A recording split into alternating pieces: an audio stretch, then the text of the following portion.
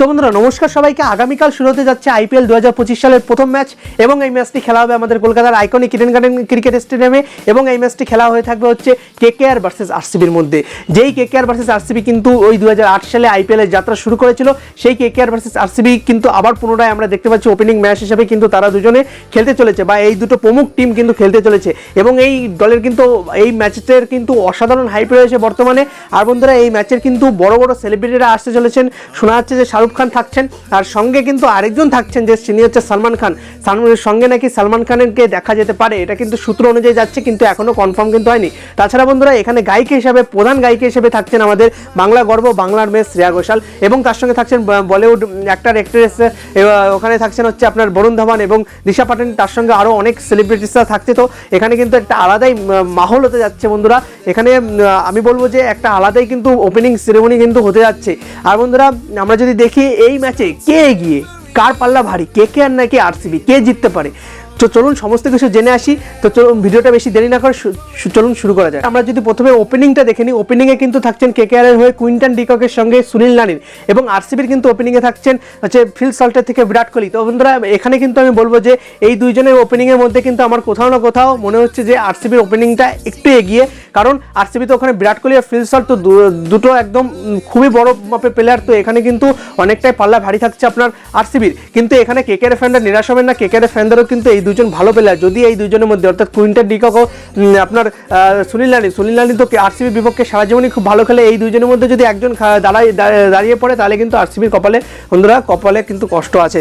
এবং তারপরে 3 নম্বরে যদি দেখি বন্ধুরা ক্যাপ্টেন ভার্সেস ক্যাপ্টেন, 3 নম্বরে হচ্ছে অজিঙ্ক্য রাহানে ভার্সেস রজত পাটিদার। তো বন্ধুরা এখানে যদি দেখি কোথাও না কোথাও কিন্তু এক্সপিরিয়েন্সের দিক থেকে অজিঙ্ক্য রাহানে এগিয়ে, কিন্তু যদি বর্তমান ফর্ম এবং টি20 খেলার দিক দিয়ে কিন্তু যদি দেখি বড় বড় ছয়ের দিক দিয়ে যেভাবে রজত পাটিদার মারেন বড় বড় ছয় স্পিনারকে, তো এখানে কিন্তু আপনার রজত পাটিদার কিন্তু 3 নম্বরে বন্ধুরা অনেকটা এগিয়ে। এবার 4 নম্বরে দেখি বন্ধুরা অঙ্কুরিশ রঘুবংশী ভার্সেস স্বস্তিক চিকারা। এখানে কিন্তু অঙ্কুরিশ রঘুবংশী বন্ধুরা অনেকটা এগিয়ে। এখানে স্বস্তিক চিকারাও যদিও বর্তমানে খুব ভালো ফর্মে রয়েছেন, কিন্তু অঙ্কুরিশ রঘুবংশী আইপিএল খেলেছেন, তারা একটু হলেও তার থেকে বেশি এক্সপিরিয়েন্স এসেছে। তো এখানে কিন্তু আপনার অঙ্কুরিশ রঘুবংশী একটু এগিয়ে। এবং তারপরে বন্ধুরা যদি আমরা দেখি ভেঙ্কটেশ আয়ার ভার্সেস এখানে জিতেশ শর্মা। তো বন্ধুরা ভেঙ্কটেশ আয়ার ভার্সেস জিতেশ শর্মার মধ্যে আমরা যদি দেখি তাহলে কিন্তু আমার কোথাও না কোথাও মনে হচ্ছে যে ভেঙ্কটেশ আয়ার এগিয়ে, কারণ ভেঙ্কটেশ আয়ার জিতেশ শর্মার থেকে অনেকদিন আগের থেকেই আইপিএল খেলছে। তাছাড়া তিনি বড় বড় ম্যাচে অসাধারণ পারফরমেন্স করেছেন, কলকাতার ফাইনালে কিন্তু অসাধারণ খেলেন। তো এখানে তারাতে একটা আলাদা পাওয়ার জিনিস আছে, এখানে কিন্তু আপনার ভেঙ্কটেশ আয়ার অনেকটা এগিয়ে। এবং তারপরে যদি বন্ধুরা দেখি আমি যে Liam Livingstone versus Andre Russell, বন্ধুরা এইটা হচ্ছে কম্পেয়ারটা দারুণ হয়েছে, কারণ এই দুইজনের মধ্যে কিন্তু কম্পেয়ারটা আমরা চোখে পড়তে যাচ্ছে তো কে এগিয়ে। তো বন্ধুরা এখানে আমি বলবো কোথাও না কোথাও হলেও কিন্তু আন্দ্রে রাসেল অনেকটাই এগিয়ে, কারণ হচ্ছে আন্দ্রে রাসেল তো আইপিএলে আমরা সবাই জানি যেভাবে তিনি পাওয়ার হিটিং করেন, তার সঙ্গে সঙ্গে কিন্তু বন্ধুরা তিনি যদি 40 রানও খান, তিনি কিন্তু 3টে কি 2টো উইকেট কিন্তু কেকেআরকে তুলে দিতে পারবেন। তো এটা কি পারবেন লিয়াম লিভিংস্টোন, সেটা কিন্তু দেখার বিষয় হবে। এই দিক থেকে দেখতে গেলে কিন্তু অলরাউন্ডার পারফরমেন্স থেকে দেখতে গেলে কিন্তু আন্দ্রে রাসেল অনেকটা এগিয়ে লিয়াম লিভিংস্টোনের থেকে। তারপরে বন্ধুরা রিঙ্কু ভার্সেস কুনাল পান্ডিয়া। তো বন্ধুরা রিঙ্কু সিং ভার্সেস কুনাল পান্ডিয়ার মধ্যে যদি দেখি, কুনাল পান্ডিয়া তো বোলিং হাতে থাকছেনই, কিন্তু বন্ধুরা আমি এখানে কোথাও না কোথাও রিঙ্কুকে কিন্তু এগিয়ে রাখবো কুনাল পান্ডিয়ার থেকে। এবং তারপরে বন্ধুরা যদি দেখি আমি রমনদীপ সিং ভার্সেস এখানে কিন্তু রোমারিয়া শেফার্ড থাকছেন। তো রোমারিয়া শেফার্ড আর রমনদীপ সিংয়ের মধ্যে আমি কিন্তু রোমারিয়া শেফার্ডকে এগিয়ে রাখবো। কিন্তু হ্যাঁ, রমনদীপ সিং তো অসাধারণ খেলেন, কিন্তু বন্ধুরা রোমারিয়া শেফার্ড একটা ওই অলরাউন্ডার পারফরমেন্স এবং বলও তিনি করেন, তিনি রেট ওভারে বল করতে পারেন। তো এখানে কিন্তু আমি রোমারিয়া শেফার্ডকে অনেকটা এগিয়ে রাখছি। এবং তারপরে যদি আমরা বন্ধুরা বোলিং দিয়ে শুরু করি, এখানে কিন্তু বোলিংয়ে যদি হর্ষিত ভার্সেস ভুবনেশ্বর কুমার, বন্ধুরা এখানে এক্সপিরিয়েন্সের দিক থেকে তো বড় একদম এক কথা হচ্ছে ভুবনেশ্বর কুমার, কিন্তু এখানে বর্তমান ফর্মের উপর দেখ তাহলে কিন্তু হর্ষিত রানা এবং টি20 ডেট ওভারে কিন্তু অবশ্যই হর্ষিত রানা, কারণ হর্ষিত রানা বর্তমানে কিন্তু ডেট ওভারে অসাধারণ বল করে চলেছেন এবং কারেন্ট ফর্মে তিনি ভালো আছেন হর্ষিত রানা। কিন্তু বন্ধুরা আমি এখানে কিন্তু আমি এগিয়ে রাখবো হচ্ছে ভুবনেশ্বর কুমারকে। এবং তারপরে বন্ধুরা অ্যান্ড্রিক নোকিয়া ভার্সেস হচ্ছে আপনার জস হেজারউড। তো বন্ধুরা এই দুজনের মধ্যে কিন্তু আমি এগিয়ে রাখবো হচ্ছে অ্যান্ড্রিক নোকিয়াকে।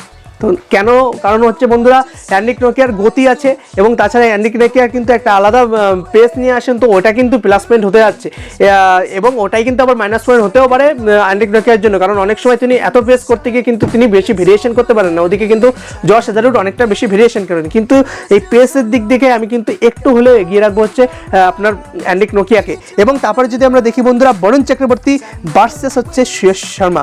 তো বন্ধুরা এখানে নো ডাউট বরুণ চক্রবর্তীর উপরে বর্তমানে সুয়েশ শর্মাকে তো কোনো মতেই আসেই না। তো এখানে কিন্তু বরুণ চক্রবর্তী অনেকটাই এগিয়ে রয়েছে। তো বন্ধুরা আমরা যদি আরেকবার দেখি, প্রথম থেকে যদি দেখি ওপেনিংয়ে যদি দেখি 1 পয়েন্ট কিন্তু দিয়ে যাচ্ছে হচ্ছে আপনার আরসিবিকে, এবং 3 নম্বরে যদি দেখি 3 নম্বরেও কিন্তু আমি আরসিবিকে 1 পয়েন্ট দিচ্ছি। কিন্তু বন্ধুরা লোয়ার অর্ডার, মিডিল অর্ডার এবং স্পিনার এখানে কিন্তু বাজিমাত করে দিল হচ্ছে আপনার কেকেআর। বন্ধুরা কেকেআরের যেই স্পিনার রয়েছে, স্পেশালিভাবে স্পিন অ্যাটাক যে রয়েছে, যে ডুও যে স্পিন অ্যাটাক রয়েছে সুনীল নারিন এবং সঙ্গে বরুণ চক্রবর্তী, এই দুটো স্পিনারে হয়তো ধরাশায়ী আবার করতে চলেছে আরসিবিকে। এই 8 ওভার যদি আরসিবি ভালো করে খেলতে পারে তাহলে তারা ভালো করে একটা জায়গায় যেতে পারে। তাছাড়া যদি এই 8 ওভার যদি খারাপ খেলে তাহলে কিন্তু আরসিবি হারতে চলেছে আরেকবার। তো বন্ধুরা আরেকটা কথা, যে আর এই তিনটে রমনদীপ, রিঙ্কু সিং এবং আন্দ্রে রাসেল, এই তিনজনের মধ্যে একজন যদি দাঁড়িয়ে পড়ে তাহলে কিন্তু আরসিবির কপালে কষ্ট আছে। আর বন্ধুরা এই তিনজনই অসাধারণ খেলেন বর্তমানে, আমরা সবাই দেখেছি। গত বছর তো তাদের কেকেআরকে চ্যাম্পিয়ন বানানোর পিছনে কিন্তু আলাদাই ভূমিকা ছিল। তো এই দিক কিন্তু দেখতে হবে আপনার আরসিবিকে।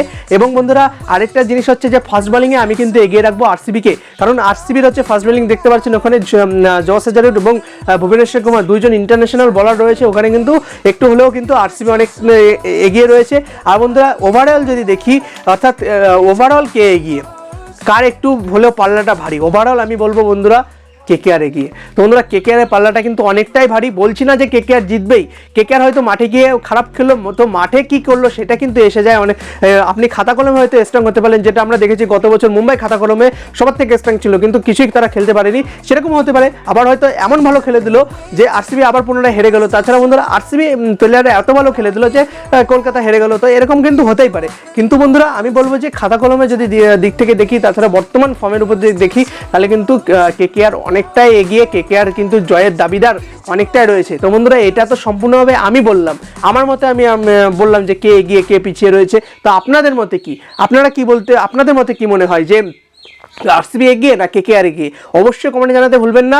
আর ভিডিওটা যদি ভালো লাগে অবশ্যই একটা লাইক করতে ভুলবেন না। আর বন্ধুরা আপনারা চ্যানেলে নতুন যারা, তারা অবশ্যই তো সাবস্ক্রাইব করবেন, কিন্তু আপনারা অনেকেই সাবস্ক্রাইব করছেন না, কেন করছেন না? অবশ্যই সাবস্ক্রাইব করে বেল আইকনটা অন করে দিন।